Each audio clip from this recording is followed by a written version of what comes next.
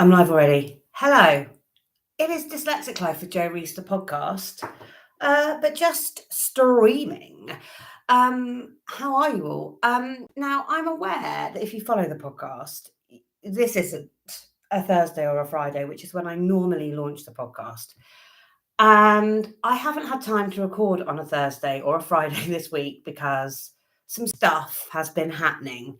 And it's interesting because I was just going to leave it until next week. And then I thought, no, actually, I've got something I need to share with you now. I need to talk to you now. And I am my own boss, in as much as there is no rule that I have to release it on the same day every week. The whole point is I create a podcast that inspires people with dyslexia to understand how it shows up and how it impacts. And I realized that I still try and conform to working in a workplace and structure. And I'm ADHD, as well as dyslexic. And ADHD people are spontaneous, they're impulsive, and actually sometimes that can be a good thing. And there is something really important I need to share with you. And even if only 3 people listen to this before the deadline, it's worth it. So stick with me. So I'm going to get to the most important stuff first. And that is that I attended the Tess show yesterday in London. And I haven't been feeling great this week. I've been really quite poorly this week, which is one of the reasons why I've really struggled. That's meant I've really got behind with everything, and I have actually got behind with everything. So not like emotionally, like I've just said, I haven't posted something on the right day and I can catch up. I am actually behind with everything. I've got so many reports that I need to write, so much I need to do, and I have not been feeling top notch. So I have actually physically got behind. Which has meant that I've kind of gone into almost like survival mode. And I think whether you're neurodivergent or not, we know what survival mode feels like. But I think as a neurodivergent person, that survival mode is often us flailing around. And I say flailing around because we're flailing around in overwhelm. And it's almost like we know what we need to do, but we just can't get to it. And we're trying to focus on one thing, but we're worrying that we're getting behind with another thing. And that can make it difficult to actually work out what our priorities are. And this week has been Dyslexia Awareness Week. And I'm really disappointed because I haven't shown up online anywhere near as much as I would have done. My plan has not been executed because I have been really unwell and because I have not been as efficient as I needed to be. And I've had to put my priorities on on kind of meeting the deadline stuff, if you like. But yesterday I attended Tess, and I knew that was really important because I needed to try and secure some sponsorship to enable the Isle of Wight Conference 2025 to happen. It's happening on the 13th of November. And there was a bit of a reality check this week, in as much as we have sold lots of tickets, but there was a certain amount that we needed to sell in order to make it viable. And then there was a certain amount that we needed to sell for it to even just break even. And if it doesn't break even, I'll be honest with you, it's a huge risk to me personally. I would be funding it. So Tess had to be a priority because it was a chance for me, despite sending hundreds of emails, those emails have not been particularly successful. And I felt like actually going and meeting people face to face was going to make a really big difference. So I headed off to Tess yesterday with the primary aim of talking to as many companies as possible. And what I really wanted was those companies to contribute a really low ticket offer and just send me some information about their product that could go in the goodie bag. Because the problem is when you live on an Isle of Wight, on the island, if I'm really honest, it's only a stretch of water, but it makes it more difficult to attend things off island. And with the conference, I want to try and bring some of that kind of mainland buzz, big show things to the Isle of Wight, making it really easy and really accessible for people to get to. So my aim was to secure as many low ticket sponsorships as possible to get products out there so that schools know what is available to them in terms of intervention, in terms of accessibility stuff, secure some sponsorship to help kind of, to A, help the companies get their name out there, but B, contribute towards the cost of the conference and make it a bit more viable so I didn't have to cancel it. And what actually happened is I did do that, but I actually ended up having some brilliant conversations and having my cup kind of like refilled in terms of I bumped into some incredible colleagues. So I bumped into Dr. Sarah Mosley, I met Ginny Bootman, I bumped into the lovely Liz Day, who, if you follow me, you'll know that we kind of quite often collaborate. Kat, who's talking at the Isle of Wight conference, Rob, who talked at the conference last year, Darren Clark. I was on his neurodiversity stories this week. Bumped into loads of people that I knew, which was just lovely to have that connection and conversation. But I presented at a conference a few weeks ago in London, and Ellen Broom, the CEO of the BDA, opened that whole conference. And I had, I was really lucky to have met her and had a brief conversation with her. And when I walked into the test, she said hi, and she remembered who I was. And I think it's really funny, isn't it? Because sometimes we put people on not on a pedestal, but like, in my world, like, she is amazing. She is the CEO of the British Dyslexic Association. She is headed up kind of British Dyslexia Awareness Week this year with the Raise the Volume. She is collaborating with Jamie Oliver at the moment. Well, she isn't, the BDA are, but she is kind of the face of the BDA at the moment, and that big Hear Us campaign and Raise the Volume. And I was really brave yesterday because I asked her if she would do an interview with me, where we could talk about the top priorities in terms of dyslexia at the moment, and the first ever voice petition campaign, which is just amazing. And the BDA have collaborated with the Jamie Oliver Group and with Spotify to create the first ever voice campaign to get dyslexic voices heard. So I was really brave and I asked her to do an interview with me, which I did. And I had all of my little microphones and everything with me. And even though I show up online and I come across as being confident, I won't lie, I often don't feel confident on the inside.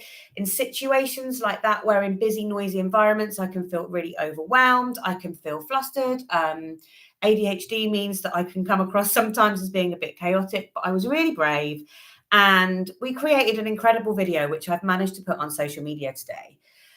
And I have contributed to the voice petition. And actually, like I say, even if only 3 people listen to this before the deadline, I really want you to go and check out the Dyslexia Voice Petition, because it is a chance for people with dyslexia to have their say. So whether you are a dyslexic person yourself who has been failed by the system and wants to see the education system changed, whether you're a teacher in a classroom that feels like they're failing children because they don't have the right resources or budget or training or knowledge to identify or support dyslexics, whether you are a parent of a dyslexic child who can see their child's confidence slowly but surely fading away because the curriculum is not dyslexic friendly and doesn't value your child's strengths, whether you are just interested in dyslexia, whether you just want to advocate for people with dyslexia, this is your chance to have our voices amplified. Like, so often I feel like I am one voice. On the Isle of Wight, it's quite isolating. And I think it's very easy to get lost in a feeling like nobody notices you, nobody hears your voice, nobody sees you. And it's not that they don't hear you or see you. It's just that we can only see what we are doing in our own lane, if you like, so to speak. So what we want to be doing is kind of collaborating, because actually, if everybody is in the same place, saying their thing and hearing their voice, it's amplified. And that is what the petition is doing. The petition is collecting those voices that are scattered all over the UK in their own little areas. It's collecting the voices of the people that are doing their thing in their own little corner, and it is amplifying those voices by putting them together. So if you have just a minute, and that is literally all it takes, to just add your voice, your opinion, your thoughts to the voice petition when it comes to dyslexia, you need to go to dyslexiavoice.com. Dyslexia voice petition, and I haven't even got it. I'm not even going to get it right now. Hang on, let's give you the right information. That's dyslexia for you right there, because I've come overwhelmed and lost in the moment for sure. So let's look at what the petition is. Dyslexiavoicepetition.com. If you go to that website, dyslexiavoicepetition.com, it is so easy. You just have to put your first name in, the first 4 letters of your postcode, and your email address. And then literally you're taken to a little voice recorder, and you just record your experiences of dyslexia. And it is a way of collecting our voices. So that is what I want you to do. And that is my purpose, literally my only reason for recording this podcast today, is if it just adds 3 more voices to the petition, it's worth it. So that's my experience of kind of this week. I think I talked about the on time, didn't I? I think for me, ADHD has massively impacted this week because I've been feeling really unwell. It's impacted even more than normal how efficient I feel like I've been. However, chatting to colleagues yesterday, when I look at what I've achieved this week, it's quite a lot. So I recorded, I've written a couple of reports, done a couple of parent feedbacks. On Monday, I recorded an episode of Neurodiversity Stories with Darren Clark, which was amazing. That's been kind of a little bit of a dream of mine for a little while, to have my story heard on Neurodiversity Stories. So that was streamed live on LinkedIn on Monday night. We recorded that. You can watch that on YouTube. Now it's also on LinkedIn as well, but it's on YouTube. So if you're interested in hearing and I spoke specifically about dyslexic parenting. So I did that on Monday evening. And then on Tuesday, I went into a provision. I went into UKSA and I did some dyslexia assessments. Then I came back and I did a live webinar with Educate, talking about dyslexic strategies in the classroom. Then Tuesday evening, I really sat down and got my head around the finances for the conference to decide whether it was something that I was going to be able to do or not. Then Wednesday, I did exam access arrangements in a provision for the day, and then came home and wrote some more reports, created some social media content, made sure that could be kind of the minimum could be scheduled.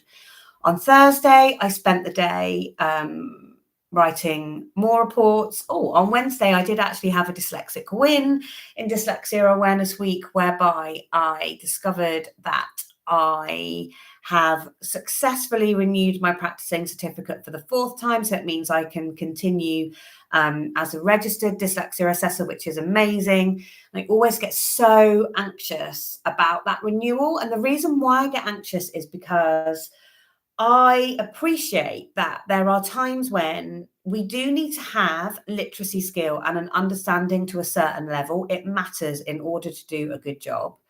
And I love assessing, and I love assessing, but I don't love assessing as much as I love giving the feedback. And in order to get to the feedback where I can do the ad hoc mentoring, I have to toe the line, and I have to understand how to assess properly, and I have to write reports that are of the right standard in order to do that properly. So I'm really pleased that I've managed to pass that. And then I went to the test show yesterday, all whilst being not 100% and running a home, keeping on top of washing, and raising a family, supporting my daughter at uni as she kind of settles in and the novelty wears off, helping my son get ready for his travels, and supporting my daughter through her GCSEs. So when I actually look back, I am quite hard on myself, I think. And I think lots of dyslexics are hard on themselves. And I don't joke when I say I would love to say that my ducks are all in a row, and I talk about this all the time. And I'm slowly but surely kind of taking off that next layer, that next mask, and embracing the chaos a bit more and living in amongst that, and realizing that just because I don't tick off everything on my to-do list in a day, or just because my personality is a little bit flighty from one thing to another thing, that doesn't devalue my voice and it doesn't devalue what I've got to say. And you know what's really teaching me that? It's the Dyslexia Accelerator. As I show up in there every single day throughout October, sharing my strategies, sharing my tips, sharing the resource, sharing ways that people can better improve their dyslexia, I'm realizing how far I have come. And if you are interested in finding out about the Dyslexia Accelerator, please do head to my Stan store or to my social media link tree, where you will find the link. It is £59. There are 10 strategies in there already. There is more to come. It finishes on the 31st of October. It is less than £2 a day. And I promise you, it's different to social media because I'm going a much deeper. You get a resource to support you. There'll be more live Q&As coming up in there where you can ask questions on how to embed those resources. So please do go and check it out. But really, that's the end of the podcast episode, I reckon. If you're new to the podcast, please do go back and listen to previous episodes. We are on all podcast platforms. Don't forget to use your voice, raise your voice. We need to hear you. And if you're listening to this before the 12th of October or on the 12th of October, do head over and complete that. I'll try and make sure I put the link in the podcast notes as well. But it's dead easy to do. But all that is left for me to say is always look on the dyslexic side of life, because it's great. It's really, really great. Have a great week, guys, and I will see you next week.